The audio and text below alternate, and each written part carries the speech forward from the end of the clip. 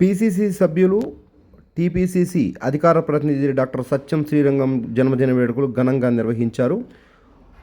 బాలనగర్ కాంగ్రెస్ అధ్యక్షులు మధు గౌడ్ ఆధ్వర్యంలో పండ్లు పంపిణీ కార్యక్రమం నిర్వహించారు. ఈ సందర్భంగా మధు గౌడ్ మాట్లాడుతూ నిత్యం ప్రజాసేవ చేసే సత్యం శ్రీరంగం ఇలాంటి పుట్టినరోజు వేడుకలు మరిన్ని జరుపుకోవాలని ఆకాంక్షిస్తూ ఈ సేవా కార్యక్రమాలు చేస్తున్నట్లు తెలియజేశారు.